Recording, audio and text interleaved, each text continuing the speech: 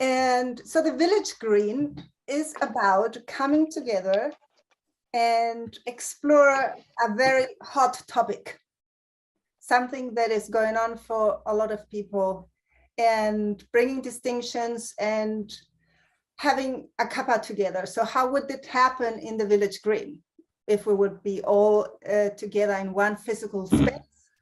We will meet there in the Village Green and we will have great conversations with a cup of tea or, you know, eating a pizza or something like that. Yeah.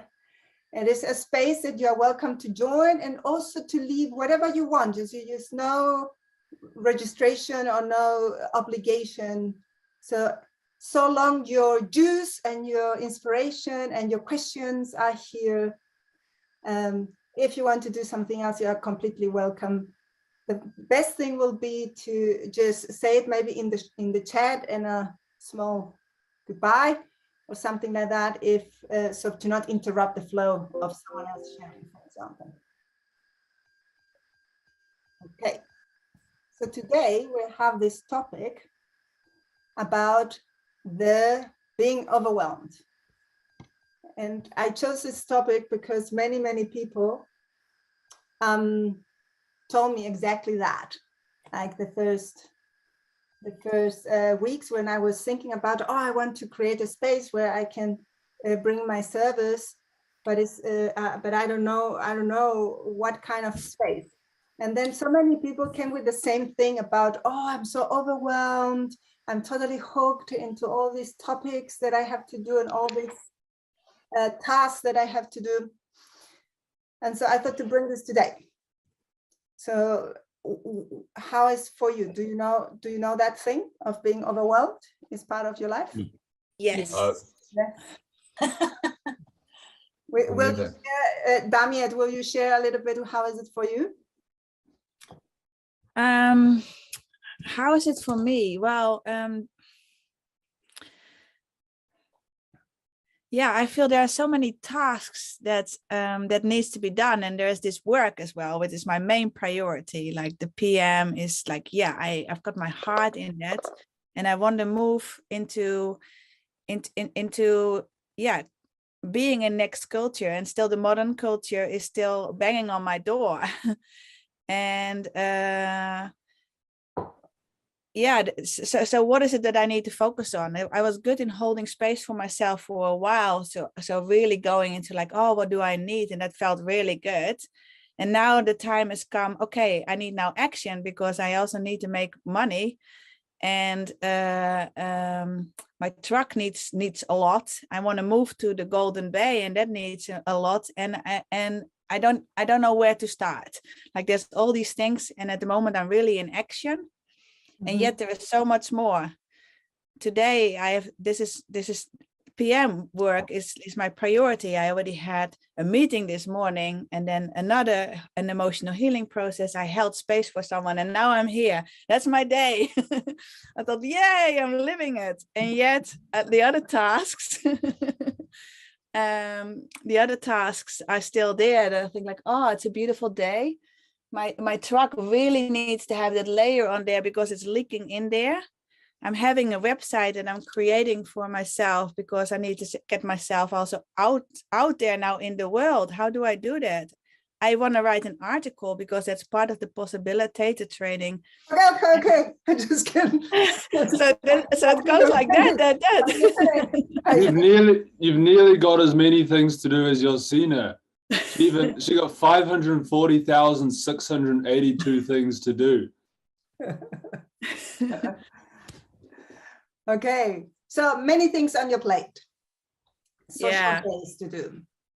And there's good things as well. Like I feel joy about all the most of the things, but it's a lot. Does someone have like something to add to this experience? Yes. I resonate a lot with what Damiet said, and for me, what I noticed recently is that it really goes into this like two phases, this overwhelming state, and there is this first phase where I'm like feeling joy for the things that are coming my way, and I say yes to everything that comes my way. Yeah. And then I reach the point where where it's just like, and when I'm in this state, I'm not really like present or anything. I'm just jumping from place to place, and I do a little bit there, but I'm not fully present in anything really. Mm-hmm. And I'm not really centered, or like my center is a bit everywhere. Yeah. And it's very easy for me to then, whenever the cup is full, to crash and to go into the swamp, basically. So I reach the point where I say yes to the last thing that can be put into the glass, and then everything goes out. And then I'm in the swamp. actually, as I got it from you, then you drop also the things off.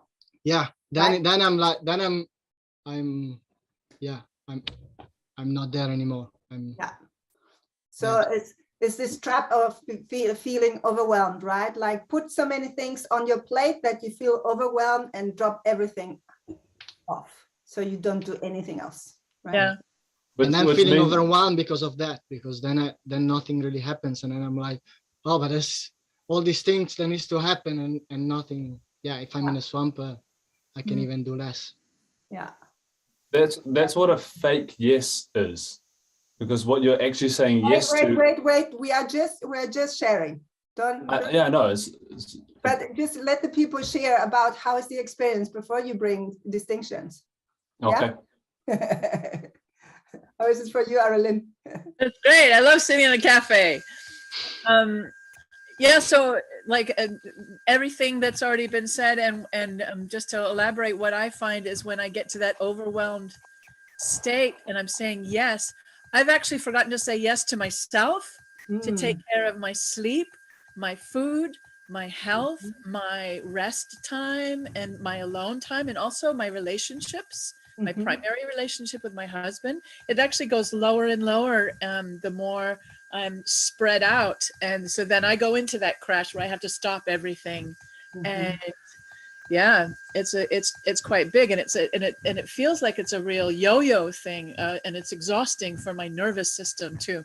To not have this, like, it's kind of up down. And I feel when I'm really busy, I really thrive on it too. And I feel almost manic, like, oh, and then I go, so yeah, Wow. a lot of energy. And I think it has aged me, you know, like there's a less vitality as a result. Yeah. I have something as well. I have my the main thing that at the moment that throws me into overwhelm is my relationship.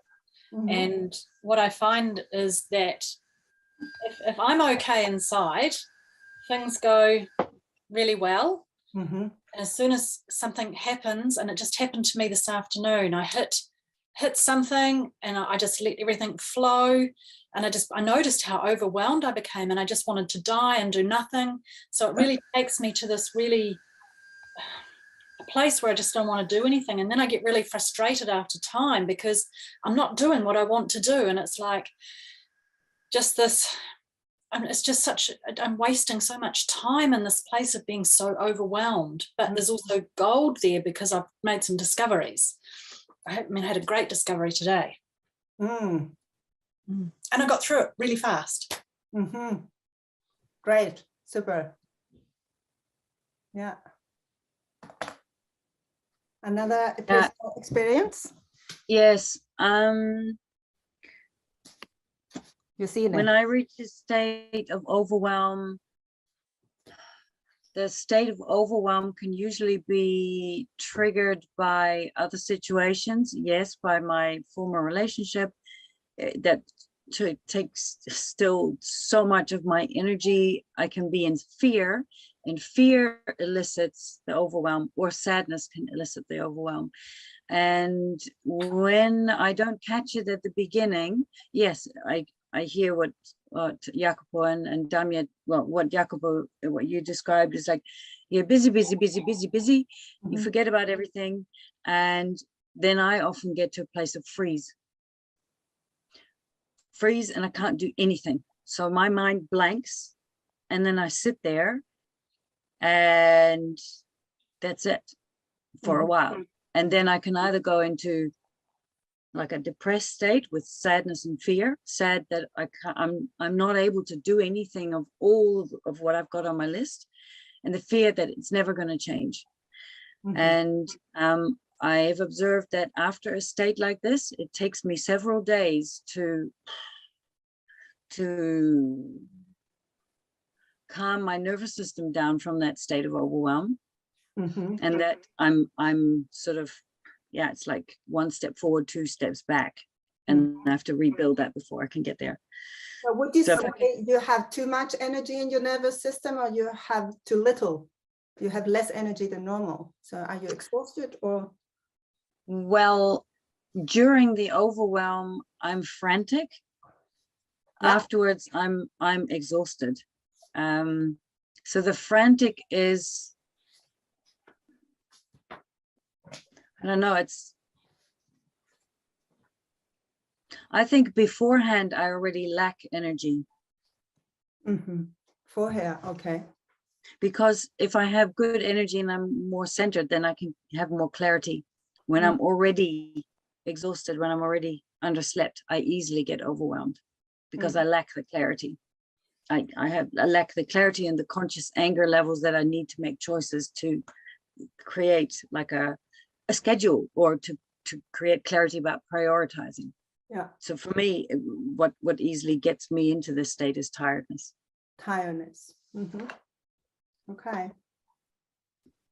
Megan, Tracy, what about you?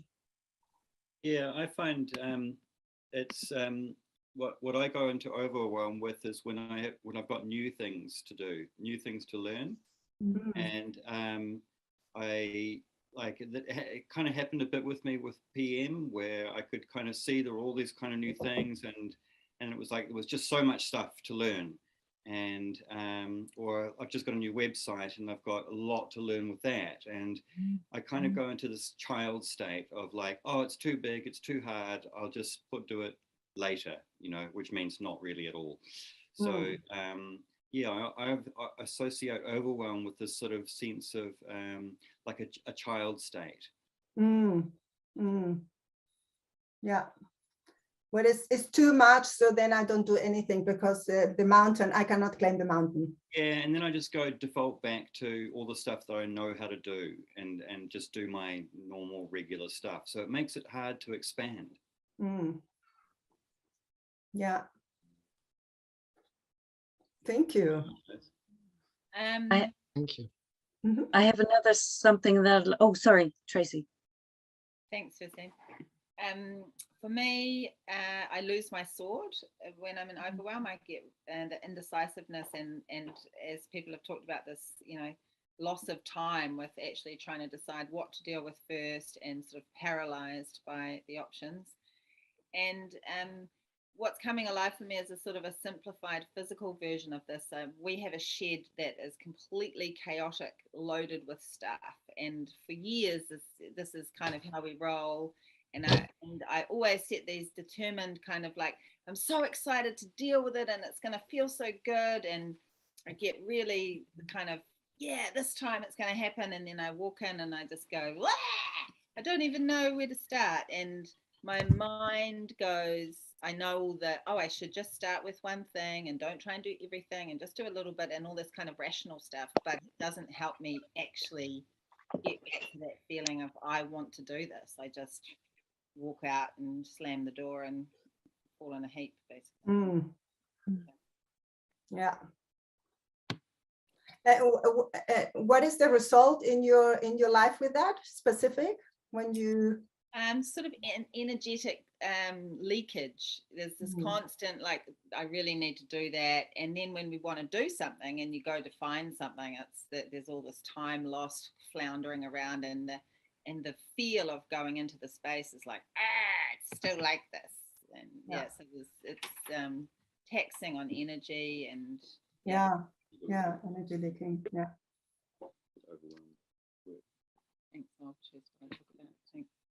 Okay, Yuzina, you had another thing. Yes, it was prompted by Nick's expression about your expression about when you learn new things. What happens for me is the the say learning new things or being in new spaces in conjunction with certain expectations I might have that are not being met. So expectations that are not being met can lead to overwhelm in me. And yeah, like sensory overload, like it can be noise, it can be visual stimuli like cluttered spaces, or physically like a lot of people in one space, wind, like a high wind can, it's like sensory overload. And especially since my brain bleed in having been in hospital, I still regularly get that sensory overload. There's too much, then I'm overwhelmed more easily than ever before. Thank you. Hello, Ellen, are you there? Ellen, you are there, but we cannot hear you or see you. So if you can maybe restart will be good. Okay, so tell me, like, what is the difference? Yeah, also I hear from what you say, it's a lot about the quantity of the tasks. So this is like a factor, the quality of the tasks, the quantity, and the time. So like these two factors, yeah. And I want to know, so what is time for you? I mean, how come, or what makes the difference? This is, I think, more my question. What makes the difference if a minute is an eternity for you? Like waiting for something, or staying in the line, or 1 minute of intimacy or of juiciness with your partner, or a funny experience with someone. So what makes the difference that a minute can be an eternity or can be so short that you want to have another one? It's the longing for more opposed to resistance.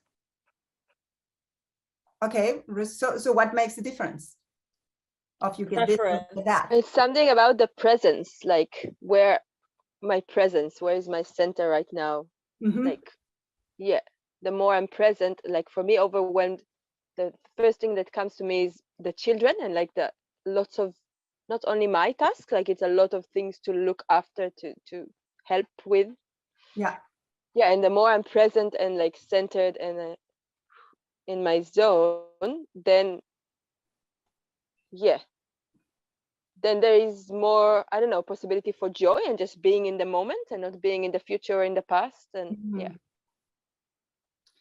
yeah, I think it's something in there. Like if we I call this the focus. Yeah, and I will say like the focus is there where your attention is the most, because we can split our attention, right? I can be here speaking with you. I can have split my attention looking that the sun is not so weird on my head, and at the same time listening if my children are coming. We split the attention automatically. But the focus is there where the majority of your attention is, I would say. Like let's have this. So if this is about your focus. So if your focus is not there where Shaya said, like present, you have no, you don't have your center. Where can your focus be? Where can your attention be? With my gremlin. Okay, and what will be the action of your gremlin? It's like voices, like being here, but then listening to all the voices and all the tasks and emotional fears. Yeah, and I'd go further than that, and I would say you're not, if I don't have conscious focus of my attention, I could be anywhere and people are grabbing my attention and I'm basically open for business for anybody. Yeah, And I think, yeah, Tracy, say. Also time in the past, in the future. That's Yes. Yes. And also in busy in procrastination. Like how does it go? If there's a lot of tasks and I'm not focused and centered on any of them, it's almost like the avoidance of them becomes the focus. Yeah. This is so good, because I think that this is one of the biggest ways how we lose the center, how we lose our focus, is by avoiding things. And mostly, what are we avoiding? The pain about something. Yeah. So I would say, like, this is avoiding pain is a biggie. And this can be avoiding the pain, or give me examples. Who has examples? For example, what I notice is that for me to avoid a big emotion, like a big emotional fear, then the reaction to that is to mix it with other emotions. And for me, that's the overwhelmed state. It's like this mixture of mostly, from my experience, fear and sadness and going into isolation and things like that. Yeah. For me, For me, can be physical pain as well. Like if I want to go out and cut a tree down with my chainsaw, I mean, I think of how long it's been since I've done that, and how my arms can hold that and do that, and how long I can do that for. Yeah. So that's also another block. So my physical body. Yeah, and the physical pain, right, that you have experienced in the past. So, and this is the thing that is so interesting, because when you avoid, let's see here, let me improvise something. So when you avoid something, you don't want that, right? What are you focusing on? Something else. No, when you don't want that, you are focusing on what you don't want. What you don't want, yeah. So I don't want this. I don't want blah, blah, blah, yeah? So it seems, I don't know if you have done, I made this one security driving test. I just told the Maraha people this the other day. I did this saving driving, yeah, training. And when you do this, is one task is to drive very fast towards a wall or a tree or some obstacle, and you need to just go away. You need to not crash. This is your task. Do not crash. Do not die. Yeah, and if you focus on the wall, like I don't have to hit there. I don't have to go there. I don't want to go there. You know, where are you gonna end? Bang.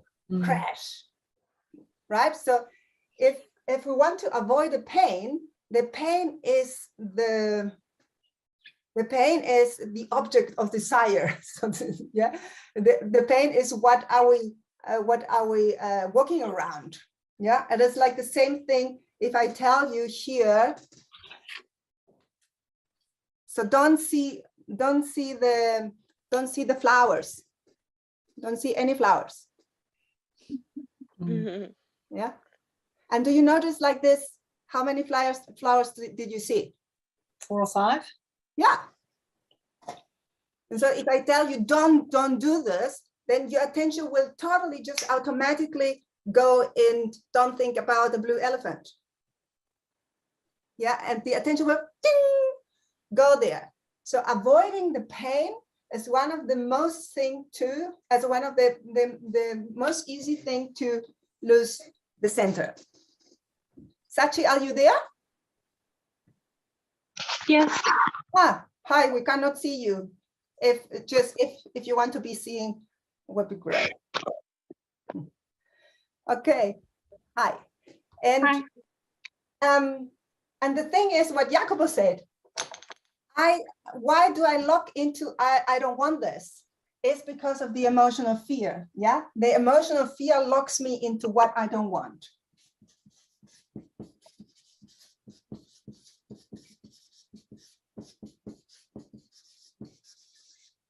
Okay, what is the other way to lose the attention?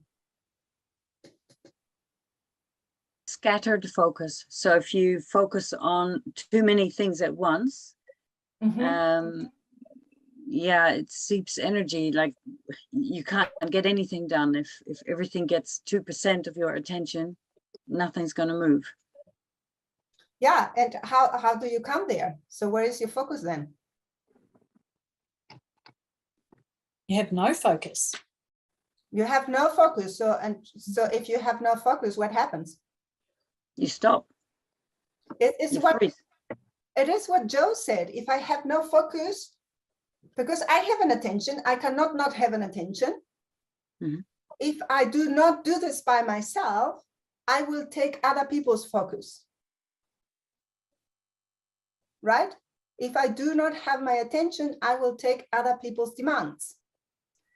This can be real people, or this can be the voices in your head. Right? But if I don't know what I want, then I will take over. Make sense for you? Yes. No. What do you mean with then I will take over? I will be taken over. I'll be taken over. Yeah. I will be taking over, or I will take over other people's necessities. Yeah. Is this some of you are a specialist in knowing about other people's expectations? So in the moment, So losing your center. Yeah, in the moment when you have this organ about recognizing other people's expectations, your attention just splits in so many different, persons. Yeah. Yeah, and you get the information at the same time about everyone in the room. Yeah. So, and it makes your attention is connected to the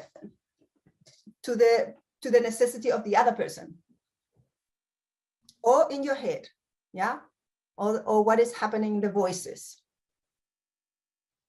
Yeah, another example of that is that I think happens in PM is these like a lot of people go in this trap of there are so many options, so many things you could do, and if you look at them like trains leaving from the train station and going, so Gremlin Club is one train, 333 Anger is another train, Possibility Team is another train, and we jump on all these trains. So you jump on all these trains, but you're not driving any of them. And so then what happens is you end up on other people's trains and you don't know which train is yours. And they're leaving and you have to, this fear of missing out thing happens, and they're all driving in different directions, and then overwhelm. And then in a way, you only have one foot on one train, you have an elbow on this other train, maybe your head is on that train, and completely split. So I'm not fully anywhere. Exactly. Yeah. Yes. Welcome, Hizaya. Hello. Hello. And welcome, Sachi, now officially that you're there. So we are talking about ways how we lose the focus, yeah? The center. So we have avoiding pain and focusing of I don't want this is a possibility of lose the focus, and about giving the others my focus. Yeah, so I do whatever the others want me to do, not even knowing that. Yeah, it's a very unconscious pattern. Also, when there are the voices in your head, yeah, or they are the oh, you must do this, you must do that, right? So what else is a possibility to lose your focus?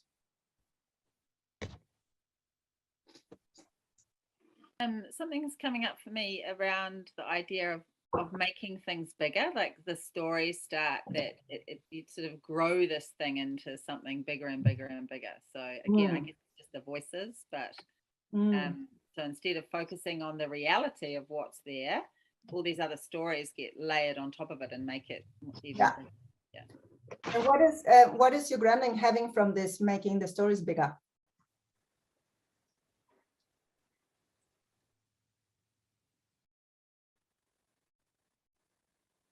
Yeah, not clear really what I guess yes, stops action, keeps me stuck in my old box. Yeah, but your gremlin has fun, right? Has pleasure. Feeds on that focus. Yeah. It feeds on the focus. So things that give you like immediate pleasure are also taking your attention, right? I am avoiding the pain and seeking the pleasure. Yeah. And if I seek the pleasure, it's mostly this immediate pleasure that actually is, on the cost of the long-term joy. Right? But I have this pleasure instantaneously. Oh, this is a very difficult word, instantaneously. Say immediate. Instant. Immediate. Oh yeah, instant. Don't get overwhelmed by the word. It's not bigger than it is. Instant pleasure. One letter at a time. And would you also call that comfort? Because sometimes stepping out and doing those other things, it's like it's more comfortable to not do things. Yeah. Yeah. Yeah. What is your favorite? Others. Uh-huh. So mostly your children and Yeah, and the voices, all of it. But I was really touched. Like it was like when you talked about this muscle of recognizing other people's necessity. Yeah. And it goes really well with my rescuer hat. So yeah, it's all a beautiful composition to lose my focus. Yeah. For me, others as well. Definitely recognizing other people's necessity, and that becomes my focus. For me, avoiding pain. Avoiding pain. Yeah. For me, it's exaggerating the size of the task and distracting myself with a task that seems less demanding. I only discover much later on that the job actually, like right now, doing some taxes, once I get onto it, it's not a big deal, but I kind of blew it up in my mind. This is when you are, this is so interesting. I think this is like a gremlin game, right? So you take one task, you pump it as a balloon. Yep. Then you want to avoid the pain. And you go into instant pleasure by avoiding something, distracting yourself about something. Yeah, and this is like the seed of procrastination. Yeah, and strangely, I noticed that once I get onto that task, once I'm on the track of doing those sort of important work tasks, once I'm on it, I find it difficult to get off it. I just have to keep on doing those jobs, whatever. It's, yeah, odd. Well, it is because you lose there is no momentum, right? The momentum is what gives you the drive. If you keep, the first time when you start to move the big ball of the task, this is the most investment of energy. But as soon the ball is rolling, you just need, it's a little bit of touch. Yeah. I mean, it's like it seems to be joyous to just keep on going and do more. Yeah. Yeah.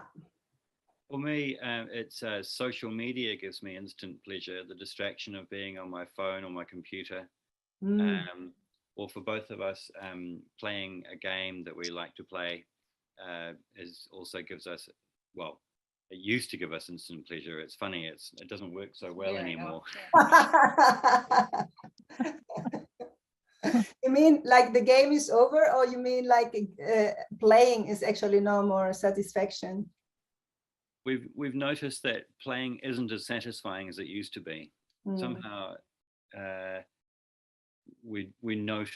think we're becoming more aware of the fact that we're avoiding doing other things. Yeah. Yeah. So the thing about that, I would love to leave it on 3, because it's, for many people, it's like this thing about 1, 2, 3, many, right? 1, 2, 3, many, too much. So if you have 3 things, you can really remember them and you can check it. So where is my focus right now? Is my focus with others? I'm avoiding pain, or I'm seeking pleasure? So it's a good possibility for you to start to find out the favorite strategies of your system to give up, to really lose your attention and lose your focus with that. I have a question, Anna, or anyone. Like when my center goes into my underworld, that's also a way of losing focus. But then I'm actually more just having an unconscious focus. Well, it's mostly about instant pleasure. When your gremlin, your gremlin demands something. And when the gremlin demands something, it's like now, right? Like it's not like, could you please tomorrow at 2 have some time for me? No, it's like now. Yeah. And the thing is, the pleasure is this unconscious joy pleasure of staying in the drama. Mm. Or is avoiding the pain. So your gremlin can take everything of this to have the outcome of create underworld. Right? It's exactly that your box can do. Like the thing about your box is will be mechanical. Yeah, it will be, you have it. Is this all gremlin stuff? Because I noticed that I don't have a preference. I think I go in all of them, but I think like it's all taking my attention away from what I need to be doing. So for my focus, and isn't that always gremlin who is doing that? I'm wondering about that. Yeah, good question. I mean, this is a good question. I wanted to show you this map for the people that have the card set. Yeah, this is in your card set. This is the map about urgent and important things. And this is really interesting to find out where are you putting your time into. So if time is a resource in your life, if you have time to do things, where are you putting your focus on in this time? And I think this is a really good question for this map. Let's have a look on that.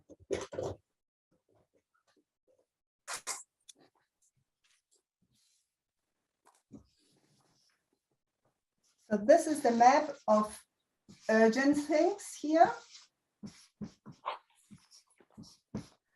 And here is less urgent. Can you see? Yeah. And here is more urgent. And here are the important things.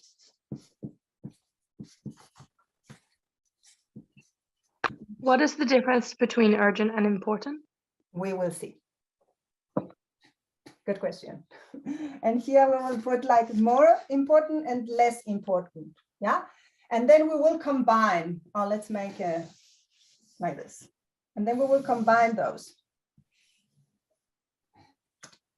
So it means we have here the first combination is something that is not important and not urgent. And how this is also called, is the quadrant of distraction.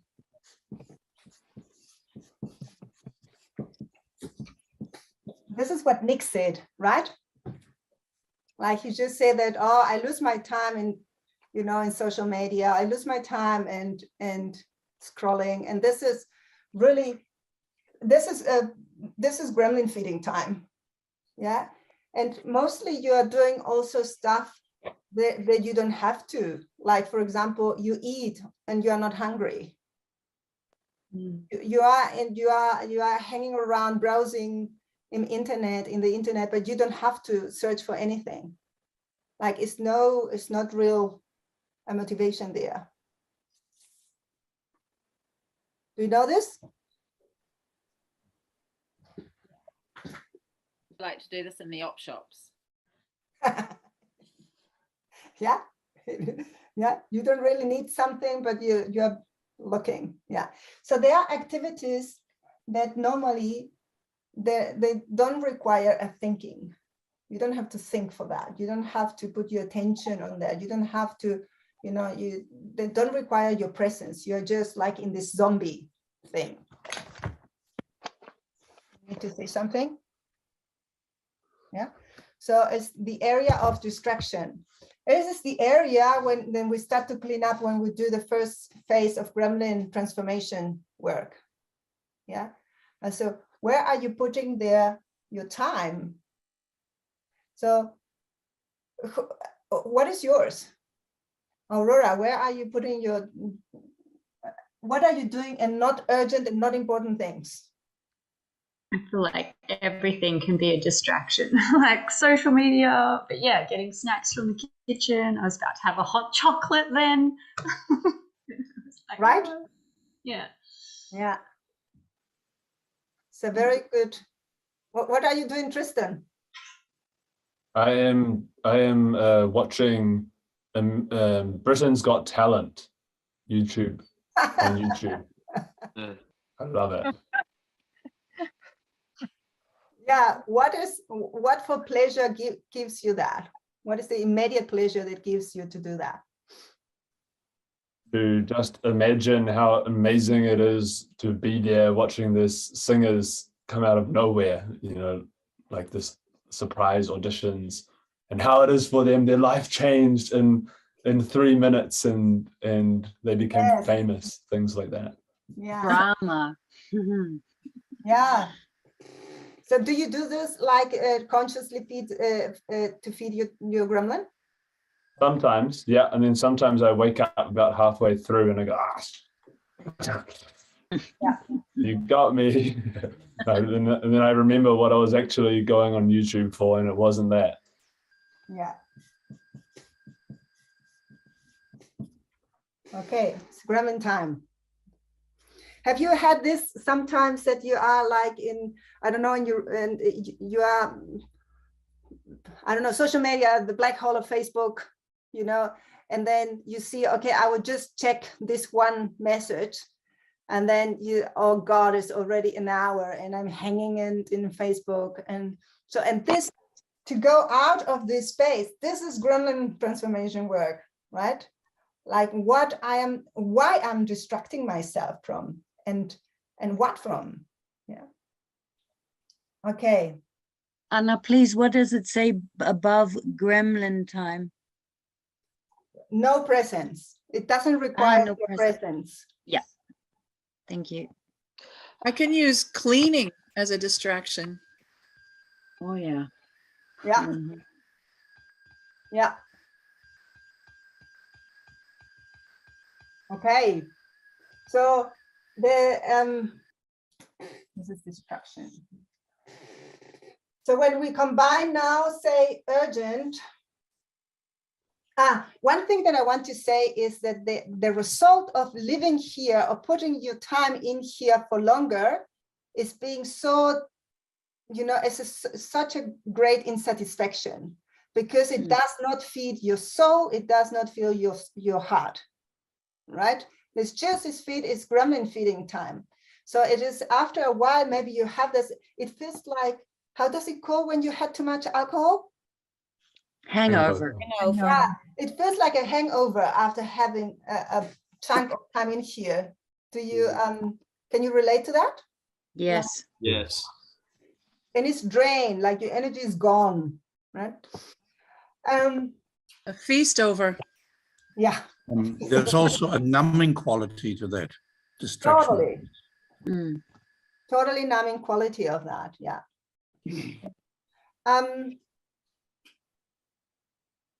So, and then is something that is not important. And so here we have no important, not urgent. So urgent is something that needs to be done now. There is no time to wait. And something important is about the significance. So what can be something that is not important, but is urgent? Maybe cleaning dishes or cooking food. Yeah. Like it's the logistics of Logistics. Yeah. Yeah. Yeah, the logistic, the to-do lists. Money, Yeah, what, for example? like needing to send a payment or send an invoice to somebody, like those kinds of logistics, admin stuff. Yeah. I would say life admin. Life Mm. I need to write down this. Where's my pen? Life admin. Okay. So, and the thing is, in here, And then, yeah, there's also like something about timing, like seasonal stuff for me. Like it's okay, urgent. There's some urgency for me to make apple preserve because there won't be apples after. right. Yeah. Yeah. And I mean, this might be something important for you. Yeah. Yeah. Yeah. And the thing is that, and this is a really important point, also I think this really changed my life, is that when if something is not important to me, but I do this anyway, I take the urgency of someone else. This is someone else's urgency. It's not my urgency.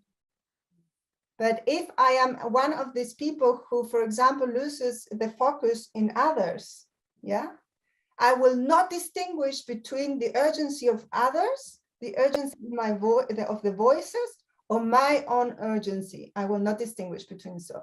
So I have, what is the result? I have so many things on my plate like this, so fast, because I cannot distinguish between these urgencies. Yeah. So it means, for example, that, and I did this a lot in the past. Yeah, I schedule very, very brave. I schedule one free day in the week just for myself. And exactly on that day, I had a lot of people requesting appointments. So they had a high urgency. I really need to see you. This and this and this happen, and this and this and that, and this and this and this. I took over this urgency and said, oh God, they really need it. I need to provide, I need to offer, I need to, I need to create the space for their urgency. But what if you look like one step further is how comes to an urgency?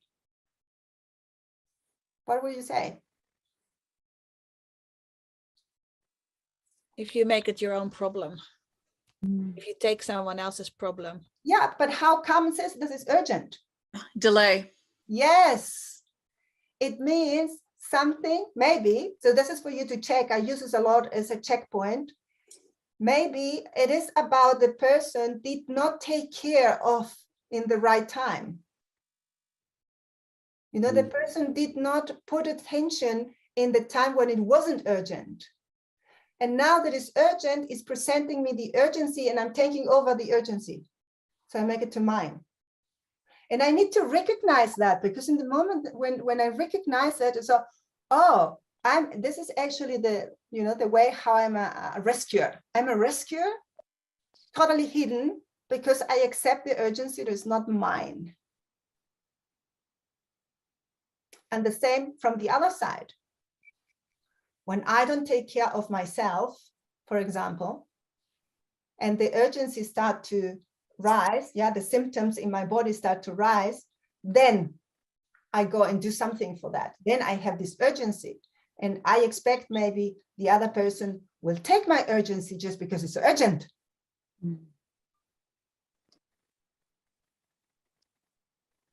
What does it do in you? Stress creates, like, I start like spinning out about how urgent something is. And sometimes if it's my problem that's urgent, I like put that onto other people as well without meaning to. I try to like give it to them to be their problem as well. Yeah. Yeah. I noticed that for me, what happens when I'm feeling somebody else's urgency and it's not my urgency, and I've started to notice lately that if I do it, I actually start to feel resentful. Yeah. Okay, and that's a hint for me that I've done something that I actually had a no for. Yeah. This is what you wanted to say, Tristan, this distinction. Now is an excellent time. Yeah, about the yes. a false Yeah. yes. Well, what I wanted to say is, yeah, it's a fake yes, as in you're saying, when you say yes to something, like what Jacopo said was so perfect, because the last thing to fill the cup, right? So he said yes to a task or something, but he wasn't saying yes to that. He was saying yes to being overwhelmed. And so this is what I wanted to bring in, is this these sneaky ways we have, you know, what are you really saying yes to actually, or no to? Mm-hmm.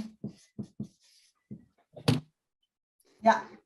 And It's what yeah, yeah, it just following on from Tristan, it's Yeah. landing in me the importance of, do I have a yes for this, in that I have an impulse to want it or to want to be part of it, and then do I have the capacity to give a yes? Is another layer. Yeah. Yeah, it's a good one. Yeah. What will you check there about the capacity? I guess the feeling sense of, is the overwhelm shadow kind of looming up at the same time, even though it might be something that I want to give a yes to. Yeah, and this is really also to check, do I have the time? Do I want to make the time for this urgency? Yeah, and what is the cost also for myself? Yeah, so there are many things to really check out, but what is important in here, it comes into what Hesea say about this stress situation, yeah. And someone else said this also, I think Arlene said this maniac thing, like this high frequency, yeah. The nervous system is super high, and is because there is something like a delusion in this state, a delusion about, I convince myself I have to do all of these crazy things. I think I should do all of them. And this is a crazy, this is totally crazy, right? This is a moment of delusion. It's also a big way I get distracted in like the excitement about something sometimes, which can take me away from the process and like the ground level of actually doing the thing. And I can start spinning out about thinking about this thing like being further than it actually is, and kind of losing focus in those ideas. Yeah.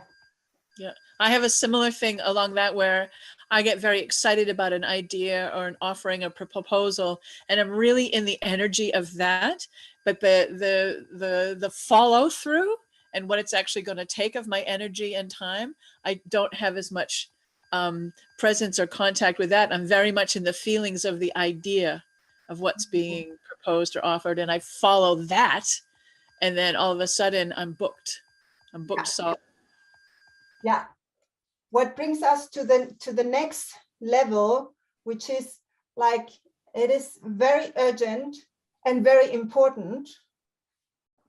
Yeah, here. And this is when this start to transform into go into a demanding territory.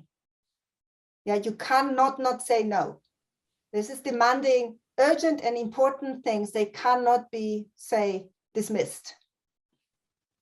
But the thing is that it is really like you are creating them, right? You are creating them with also with your yes and you know, the distinction that then Tristan wrote. So this is the territory of demand. And it can be also a territory that demands something, but it's not really long. Like, for example, it demands, you know, like, it is very important for me and very urgent to go to the dentist. And I will need to do it. You know, it demands an action straight away, like immediately, and really precise. It's a precise focus of the task. And I mean, the thing that comes to me is, like, as a great example of this is finding the living solution. You know, we got 3 months to what you posted in the village green about buying this house or finding a way to stay in this house. And that's not a small thing. It's not like a Yeah. a phone call or whatever, but it's totally urgent and it's totally important. It's totally urgent and it's totally important, and this is not one thing, right? Yeah, it's an elephant. Yeah, and this is like the power of making the, you know, it's like you try to eat a steak at once, you know, it will not work. You need to make like a piece. You need to have like a bite size. Yeah, and this is what is really important in this area. Yeah, you need to, you know, you prioritize and you chunk, right? You chunk down like the things that needs to happen, because at once you cannot eat the steak, you cannot put it in your mouth, you cannot chew. So this, yeah, the way that you're talking about this map is really like moment to moment, like in the small now space. Well, yes, life is in the small now. Yes. And yet it would also require a bit of planning and foresight, wouldn't it? You know, like you need to, if something has to happen now, you need clarity. You need to, yeah, create a map of, yeah, like your plan of attack. You know, you have to clarify the areas that need to be looked at. Totally. This is what our priority. Yeah, I'll prioritize. Yes. Yeah. Yeah. So, but you see that here is when it starts to be interesting. The priority execution is here. Here is none. Yeah. Here is really choosing. Yeah. There is more the power of choosing. You know, it's yours. It's not yours. Yeah. Okay. Are you very late with your tax, you know, declaration? Okay. It will be now a big job to do, right? So, but the thing is, it is now important and urgent because you did not care in time about it. And this is a gremlin activity. So it can go straight away into your gremlin transformation work section in your big book. Yeah. So, okay, my gremlin is, you know, is making fun of me on that. So things, they are not so big. They are then so important and so urgent, because I did not care before when they were not so urgent and not so important. Because otherwise this is getting filled. So the stress is also here. So the people, they are stressed, yeah, and they have this adrenaline addiction. They are mostly here in these two quadrants. Yeah, when I hear about the demand section, I could feel my fear coming up. That was where I'm like, oh, wow, this is real, you know, this is the big, like, this is the ongoing, yeah, everything looks urgent or feels urgent and important. And that's where all my tasks are sometimes, because I care about many things. I really find them important. Yeah. Yeah. And so, and this is a good question. I will come to this question later on, but it's a really good question about what makes things important. Like, how can you distinguish between that? Yeah. Yeah, I'm finding some. I don't have a clear distinction of those two top quadrants. Like if something is urgent, like yeah, I don't have a distinction of what is more important or less. Might be a function of consequences. Like if I need to pay my taxes.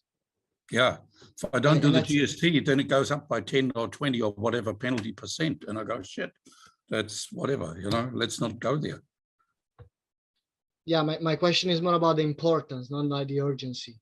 I understand. Maybe it's if it's your problem or not, because something can feel urgent if it's someone else's problem that they put onto you and like try and give you that stress. But if it's important to you and it's your problem and it's urgent, then that's a different distinction between delusion and demand. So it's really whether the problem is mine or not that makes it important or not. Part of it, maybe. Well, yeah, this is one distinction, and the thing is about what is important to you. And we will go there. We will go there soon to this question, yeah. But that what is in here is, in this here is I'm taking over urgencies. They are totally, it's an illusion. These urgencies, they do not exist.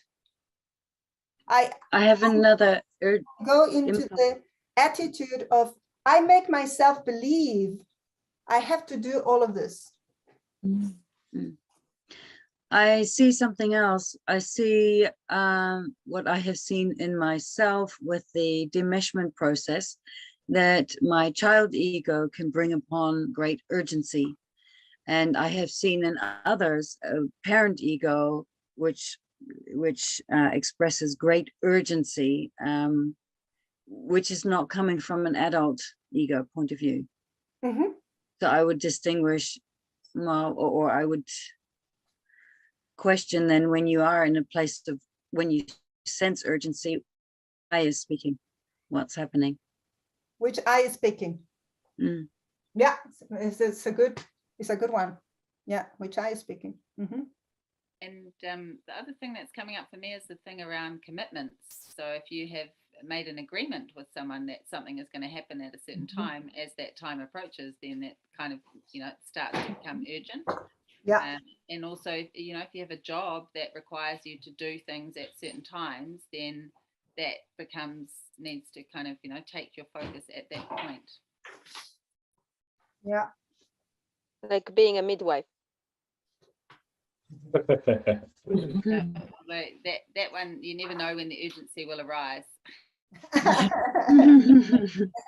Timing is important. Yeah.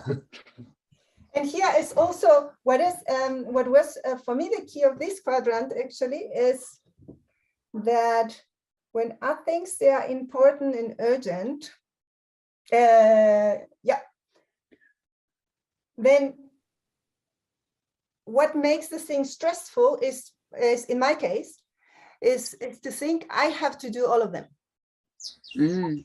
rather than, for example, collaborate and or exchange, or ask for or delegate. So these are things that, why should I do all of this if I can collaborate, if I can delegate, if I can, if I can also bring someone who does it actually, who is happy to do it. So here would be also a good thing about that. Okay, let's go to the next quadrant, which is the quadrant with it's not urgent and it's important. It's very important and not urgent. Saving money. It's very important and not urgent. Yeah, it depends what is important to you. So saving money would be important to you? I mean, it's like anything that's a long-term goal, like it's not urgent, but like if you do have that good habit, it will like compound over time and like benefit you later. Eating healthy, I don't know. For me, I think important is like where I find meaning in my life. So there's urgency, but the place, like urgency for me, it's more like logistically what has to be done. But importance is like what I really care about, what I feel is meaningful. Yeah, so tell us about that. What will be there for you in this quadrant? Yeah, so like being healthy physically, my physical body, so eating good food. Maybe what I feel is important is like buying organic food. That's maybe there's different levels of urgency in there, but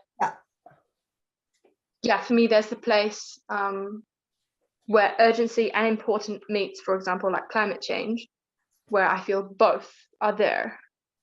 And I don't quite know how to navigate that space yet.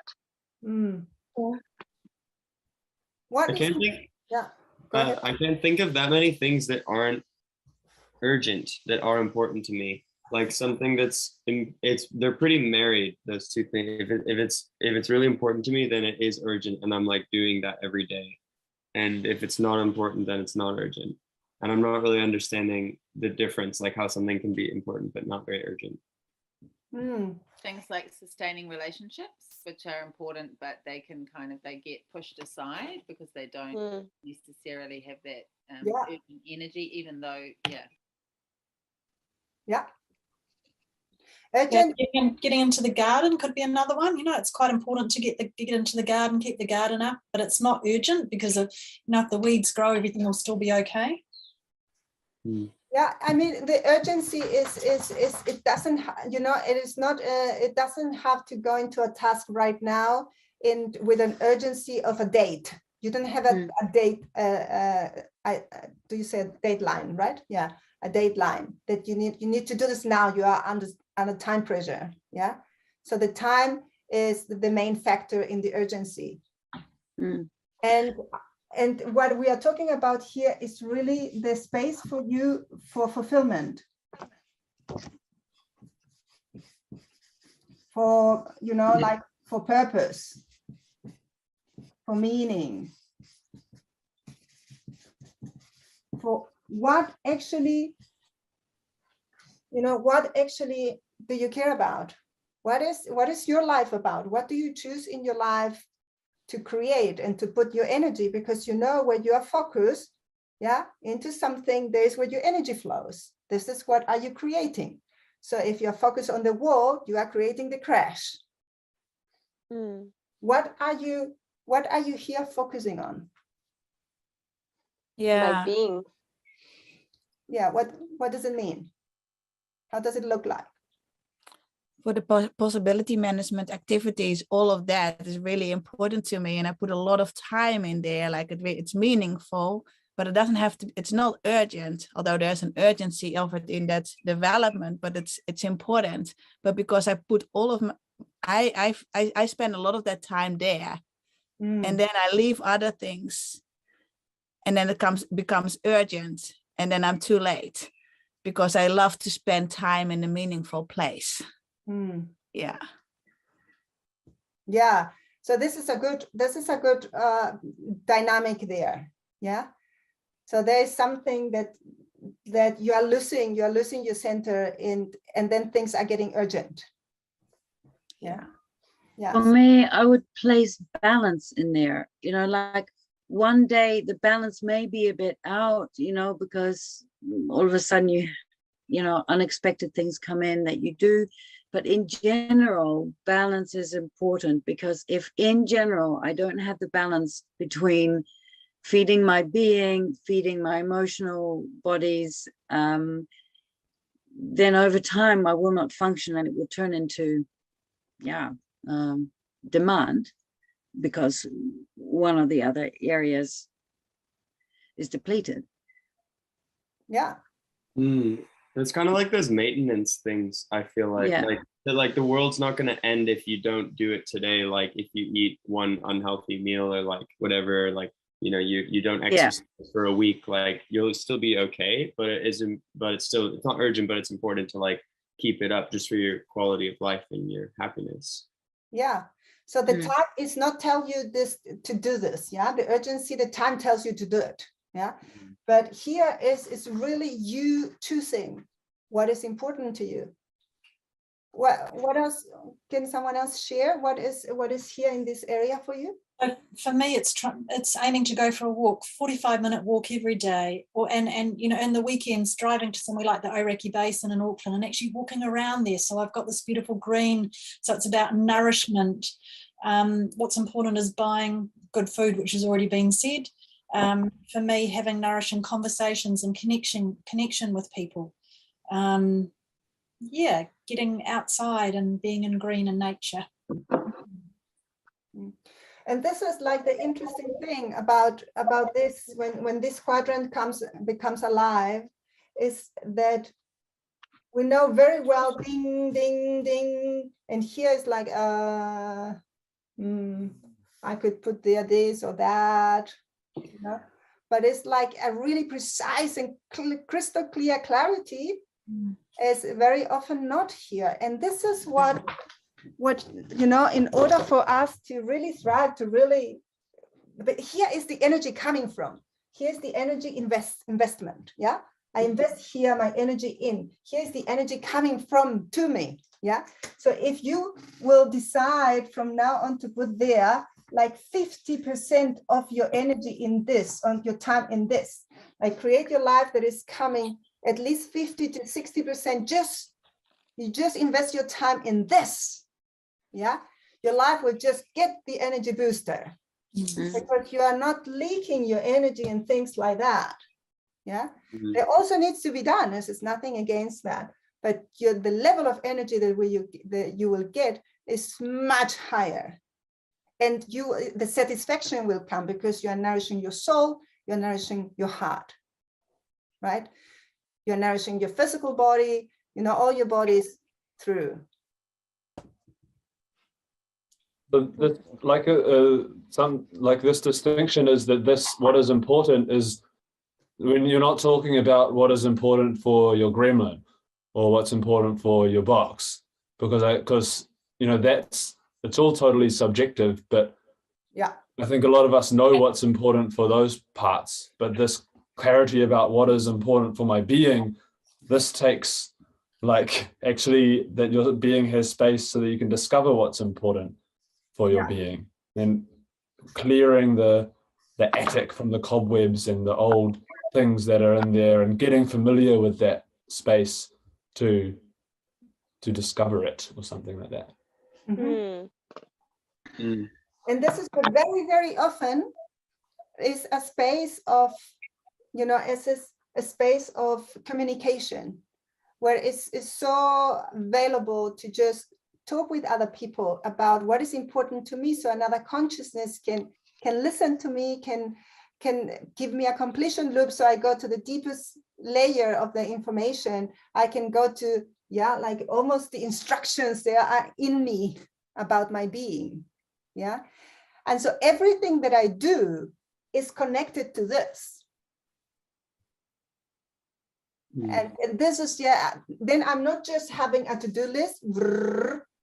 No, I'm just doing all of this stuff that is in my life that I am spending my time in, is because I'm catalyzing this from here, from the fulfillment, from the purpose. I have a question, and it's around, I notice for me when the urgency becomes higher, like the necessity becomes higher, I also feel more purpose as well. There also is a point where the necessity becomes so high that it's stress and overwhelm. But like I also notice that, yeah, like for me personally, like the environmental awareness, there's a very high urgency, and that's also what I find it gives me so much meaning because of that as well. Yeah, and because of your feelings, because your feelings are the ultimate, you know, these are the ultimate source of energy. So your feelings are providing, your archetypal lineage is providing energy. So if you are in tune with the purpose in your life and your archetypal lineage, what are you here for? Then you will get this booster of energy, totally.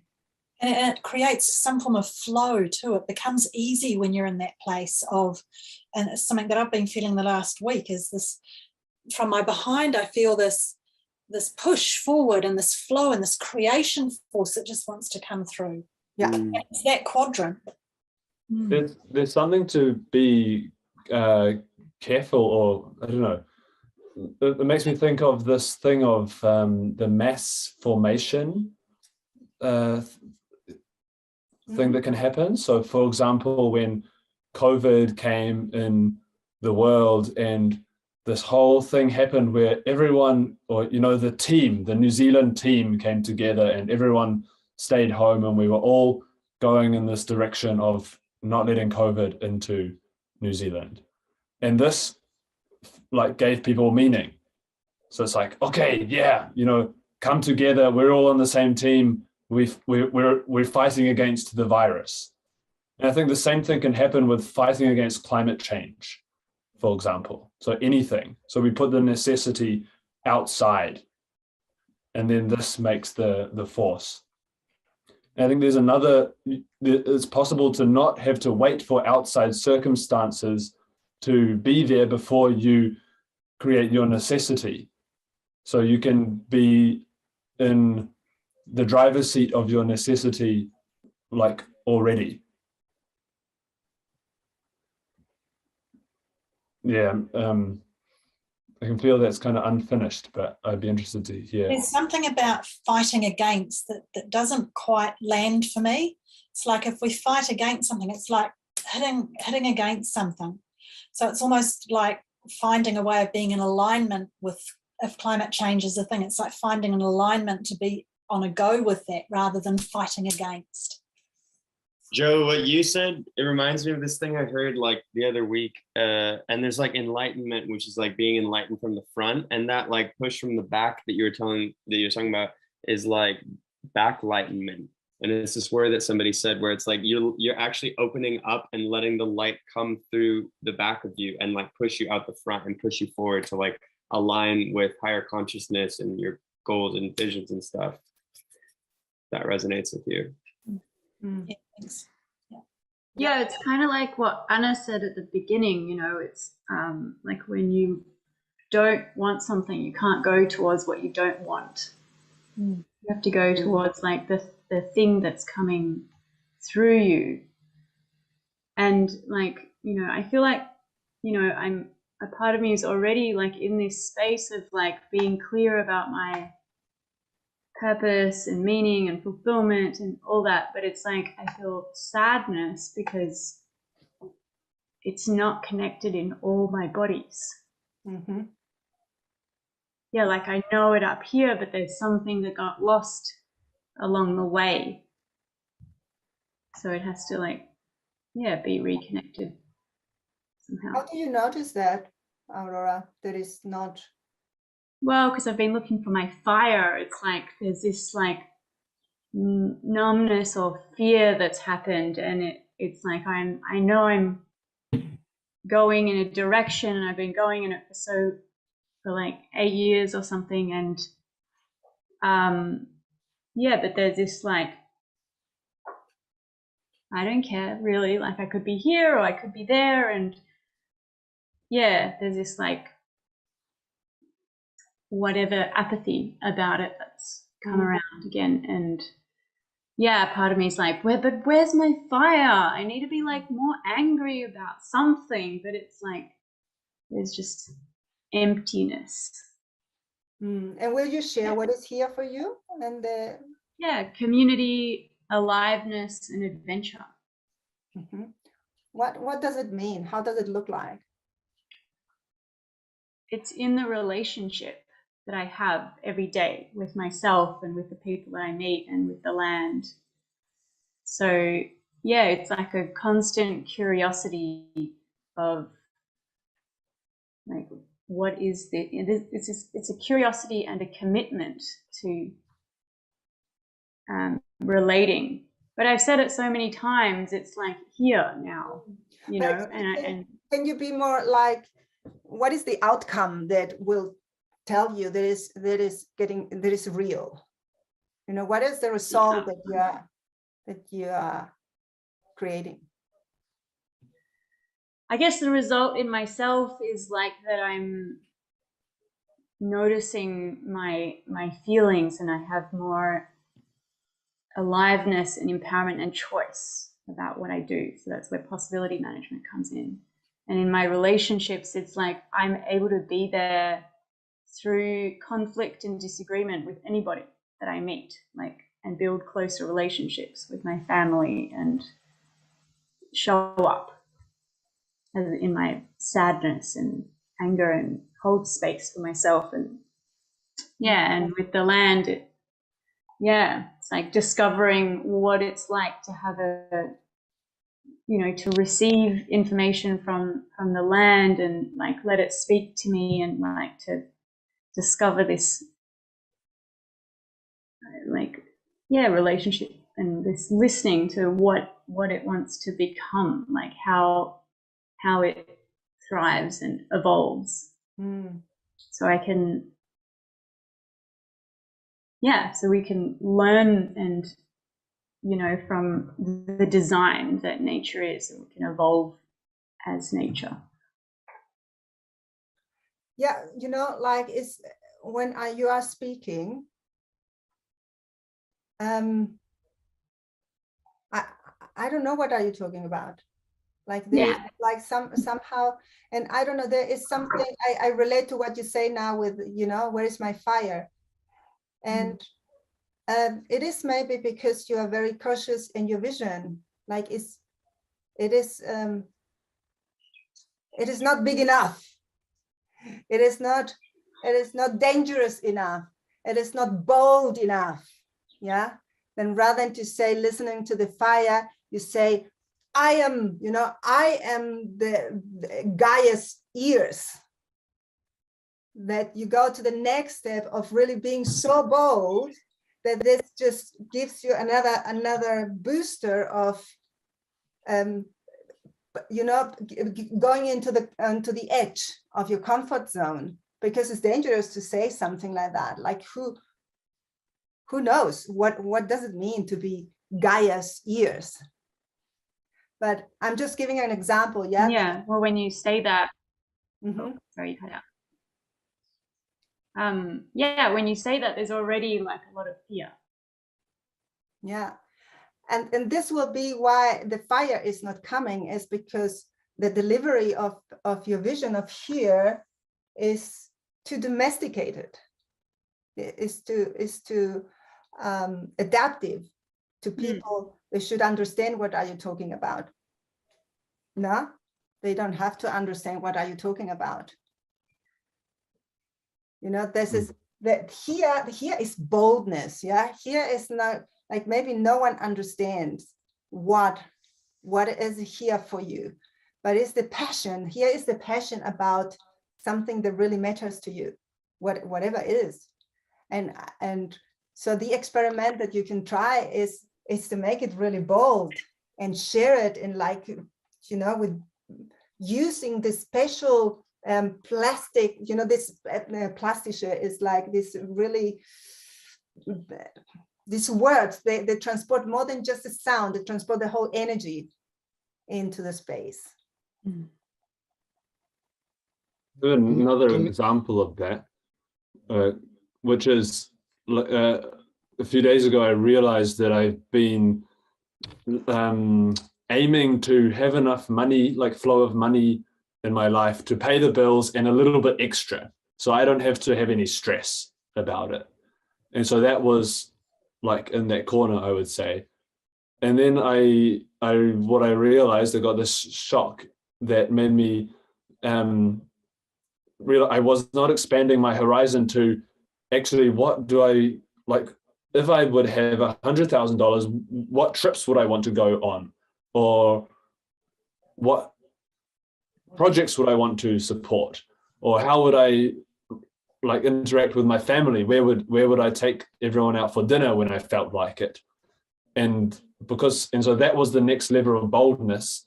And so I made the experiment of, if I had $100 million, what would I spend that on?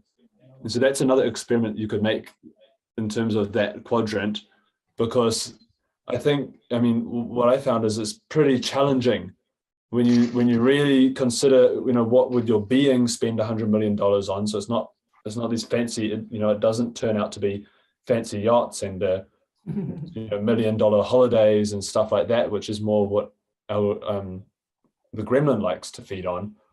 You know, what would you actually use all that energy for? What would you create? And then that's bold. There are bold things there. Yeah.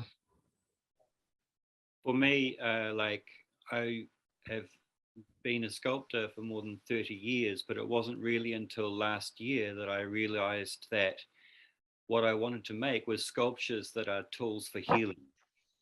And so this is my big, scary, bold statement now, is that I'm making sculptures that are tools for healing.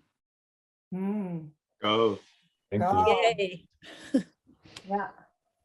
to me it's really like the fear also of getting my dream being thrown in the rubbish or something by someone else. So it's like the strategy is to keep myself vague and don't go into something specific that I want or something I will do with the money that I have or whatever. This is here. You're avoiding the pain. You're avoiding the emotional pain of someone judging your, your purpose. And so you lose your center and it's gone. The force is gone because where the energy goes there where your focus is. So if it's in avoiding the pain, this is where you're gonna go, right? It will be your action. It will be about avoiding the pain. So what will happen if you take your center back? And you share with us about that.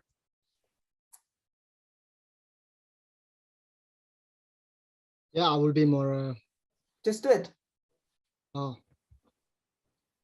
I didn't even do it within myself because I have the story that it's not allowed or something to go into a specific dream. What is important to you, Jacopo?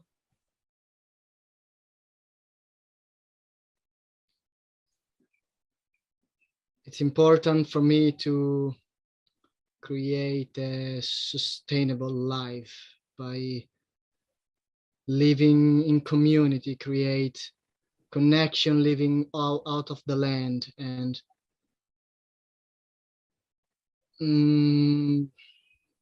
being surrounded by nature, being in connection with myself, with people, with nature, and with Gaia. And okay, thank you. I think let's do all of us this. Let's do just that. Let's do this in pairs, focusing on this. What is important to me? Why is important to me? And not yet the how.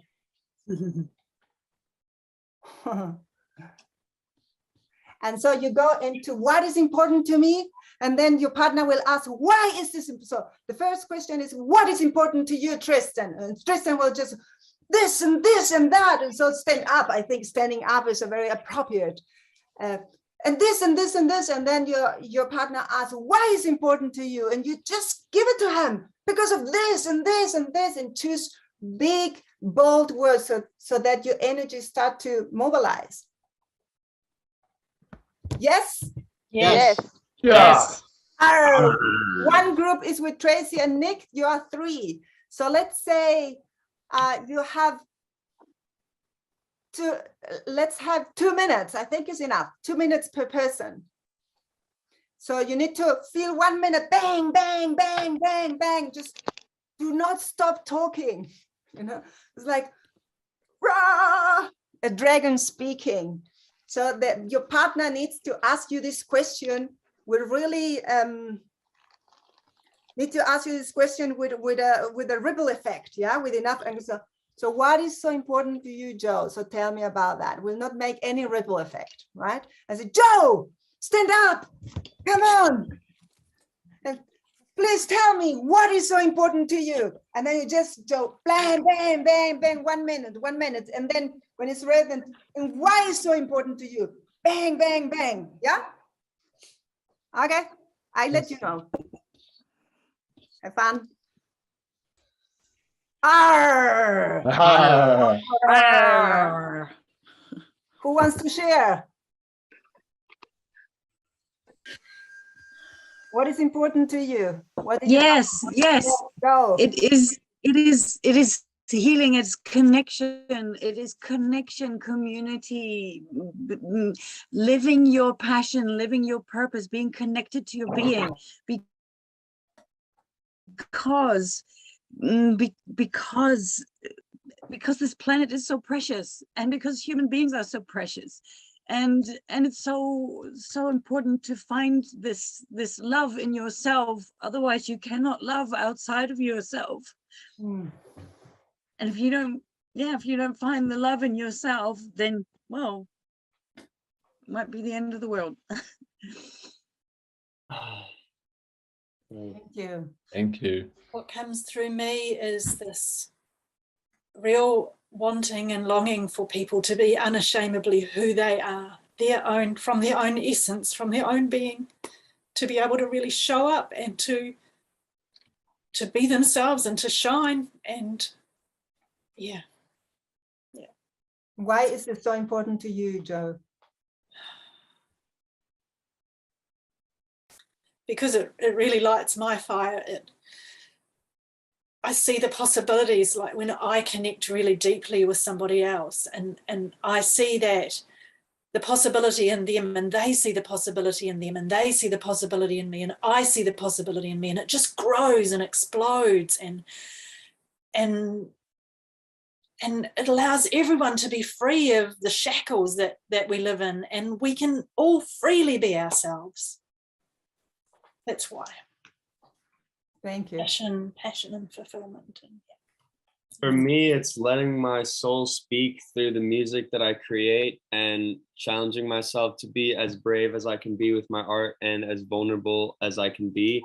And as much as possible, doing it from a place of service, like not for personal gain, but really just like that this is what the universe has strongly been calling me to do, and that I'm answering the call and I'm just going for it, giving it everything and trusting that everything will be okay. And that like to just be brave with the art and like risk being judged and just trust that being vulnerable and leaning into that courage of letting my soul speak resonates with people. And my goal is really to touch people's hearts and resonate with people.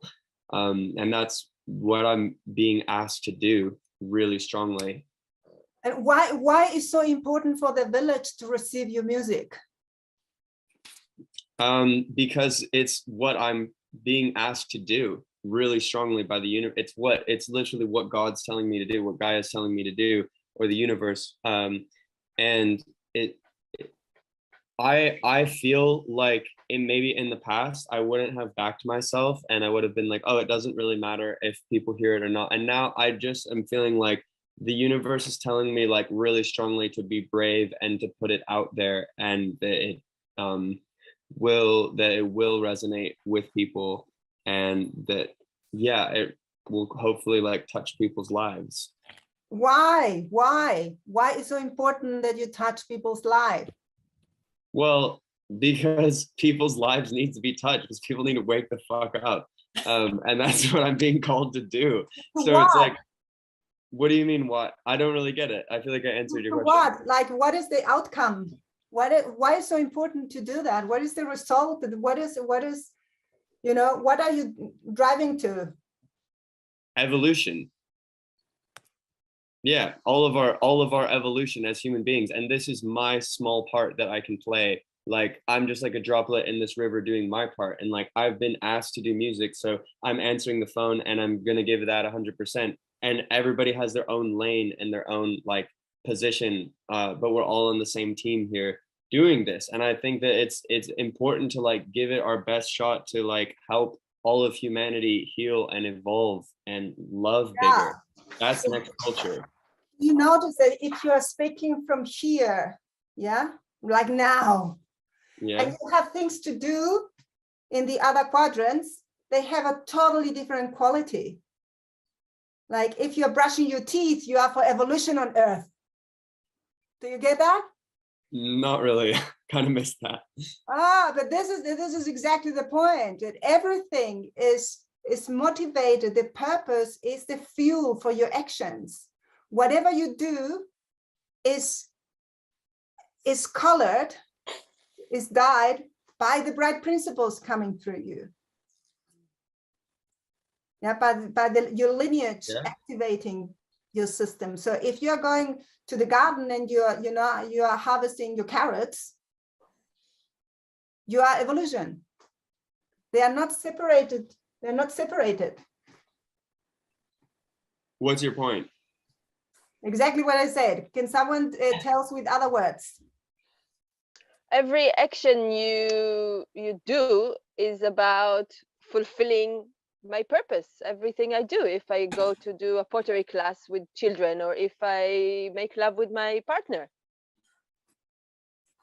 this is a possibility to really like, yeah, have this flowing in me. It almost feels like I want a different map, not one that has divided sections. I want one that is like that big section, and then everything else kind of like a mind map where it's like, boom, it's here, and here's how it informs everything else. So it doesn't feel divided, so that purpose can be like the foundation of the house, and how the house is built, and how the house radiates, and how the house is heated, and how the house is, you know, how it's, where its light comes from, and how it's enjoyed, and how it flows, all comes from that foundation. Yeah. And while I'm brushing my teeth, I'll take what you said, Anna. While I'm brushing my teeth, I have this freedom in my mind, which can be creating the songs, or can be creating my next, the next piece of intimacy that I create with someone, or, you know, I can be passionate about brushing my teeth and have those bright principles flowing through me. All the time, yes. I came to like, what is important to me is life is important to me. Life itself is important to me. So it's not about my life only. My life is important to me, or be fully alive, and the life in nature is important. Other people's lives are important. So life itself is important to me. And if I take that as my main thing, then every quadrant is part of that same purpose of life is important. Yeah. Yeah. For me, Then Damia, you know, sorry, go ahead, Sachi. I was saying for me, it's very much like that's ultimately what it came through. Like, I really want to create life affirming culture, like both internal, external, that it's empowering, and that by us people existing, we create more life on this earth, because we're in this deep reciprocal relationships where it's these feedback loops that creates more life, because on the other side is entropy, and the universe is full of entropy, and I want to create something different. I want to create more life, and this is what I was born here to create more life. It's the strongest desire. Yeah. And so everything that you do in your life can transport that, exactly that fuel, and this will mobilize you into this direction, rather than to do things because you should do. So if you do things because you should do, like happens here, for example, then my purpose is not activated, because my focus is on other people's demands, other people's necessities, other people's needs, other people's everything. So I have an unconscious purpose. The unconscious purpose is fulfill other people's needs, for example. Anna, before when you said that all the 4 quadrants create evolution, did you mean that if we pay attention to the feelings in those quadrants? No, I mean that every action that I do is an expression of evolution. Yeah. So even if you're procrastinating, it's not a boring task, because everything is driven by this force. It's no boring task. When I have a map, so if we have these 2 questions here, what do I want? Why do I want? Yeah, I have, okay, I know about the results that I want to create, and I know what is my purpose about it. Then I create the roadmap there, right? Then I go, okay, what is the action that I want to implement? That's why when you go into a possibility coaching, you never leave a possibility coaching session without having something to practice on, having an experiment, yeah? Because the action makes this real, right? And so here is okay, I have this, I know where to go, Because if it's like you are building a house, you're putting there a brick, another brick, and then you start over there and put another brick over there, and there's some stones, and someone comes and tells you, what are you building? And you say, I don't know, I'm building something, a house maybe, but I don't know, you know, like it does not have any relation with each other if you don't know what is yours. Yeah. And the why is where is the fuel coming from? Because your gremlin will also have the fuel, right? We can also create unconscious underworld actions. And here is the part of the action plan, yeah? The map. So everything that I do here, everything is related to that. If I make me a tea, is related to that. If I have an explosive transformational coaching session with one of you, it is about that. If I speak with my partner, it's about that. If I go to my weekly plan, it's about that. It's not separated from my heart and from my soul. The way I see it is, for example, if eating carrots is something that turns me on, I will still need to thin the carrots and weed around the carrots, and I can choose to focus my attention on all the weeds and all the boring things that I need to do, or I can choose to focus my attention on, I'm gonna eat yummy carrots. So everything that I do is then focus on what turns me on. Yes.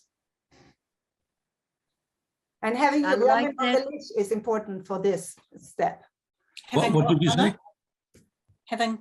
Having the gremlin on the leash is an important step to do this, to make this distinction, right? The analogy Jacopo just gave really speaks to me, thinning carrots, because in my life, I've noticed I have many passions, and it has been a real skill to distill the one main passion and to then harvest or thin the carrots to come to that focus. Yes, yes. And like it's such a turn on to then something just clicks, and then it's like, yes, I found my language, I found the flow, and yeah. I let resonate nothing. I feel like I have so many things that I'm like passionate about and that excite me that are all like in different things that are kind of scattered, and like I'm really more than ever trying to like pull all my threads of energy and attention like together into this direction forward of like kind of finding my lane and my sound and like what I want to be doing to just be of service in the best way I can. Yeah, and this is part of this, yeah. So this is like a constant creation, and this is not a rigid plan or a map that doesn't change. This is a constant creation, and there's a lot about, in my opinion, yeah, to go in conversations, to go in networking, to go in and put this outside and have a creation time and see, okay, how about I do this and this and that? These are my main, chunking down the steak, yeah? So you cannot eat the whole steak at once. So what is the first bite that you do? And by having another consciousness there, you have much more the possibility to, to go into this exploration time that is ecstatic. It is ecstatic to find your map. What are the three main pieces that you're chewing first? And why those? And how does it look like? Yeah, and so you are going into a very specific action map, and this is also about the thinning the carrots. There's something about letting this what and why, like this fourth quadrant, also inform the yeses and nos. Mm-hmm. Right. So then, because there can be a lot of yeses to that, but then this last yes that tips you into overwhelm, then that's a yes to overwhelm, which does not take you towards what you want, does not take you towards what's important to you. So then, he's already here. You don't need to look for them. Go ahead. So then it's like it's not just about saying yes and no to things, like to events or to people. It's to what is your commitment, and space by yourself to sleep, to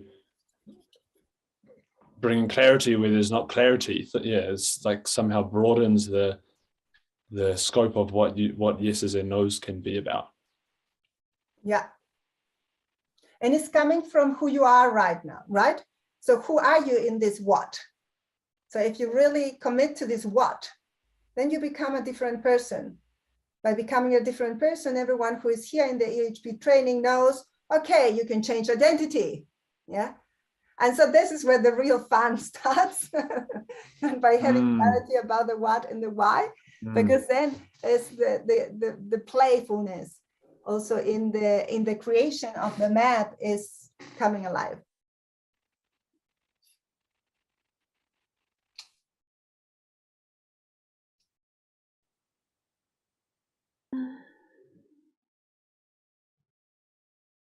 For me, like when I got clear about the what, I realized that in the past I've been waiting for someone else to give me permission to do the thing that I really wanted to do. But then it was like, when I gave myself permission, I just kind of decided, okay, I'm going to be that person that makes those things.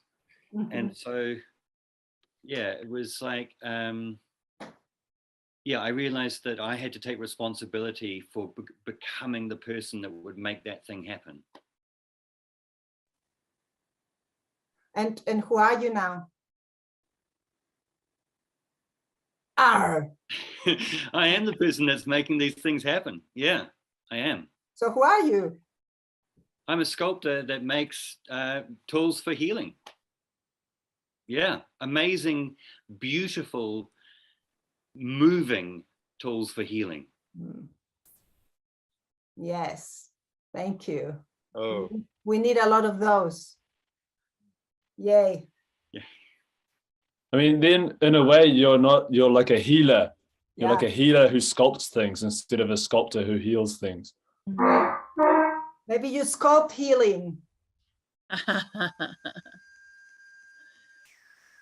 Arlene, you have something to say? Oh, I'm excited. Will you share what did you find, what is important to you? Well, there was too much for 2 minutes. So what's important to me is evolution and this time of human transformation and being a bridge between the old and the new, and bringing as many from the old into the new as possible, and doing that by connecting people with their humanity and their love and their treasuring of life, which includes Gaia. And I do this with my voice. I do this with my words. I do this with just even the shapes of vowels in my voice, and I do it with my art and my creativity and just my presence, and connect people with their hearts and their humanity and their love of life, so that they will step more into the new. And so I see myself as a bridge and a harmonizer. So, and this is so beautiful, because if you go through this process, yeah, and then you find who are you in that, yeah, I am a bridge, yeah.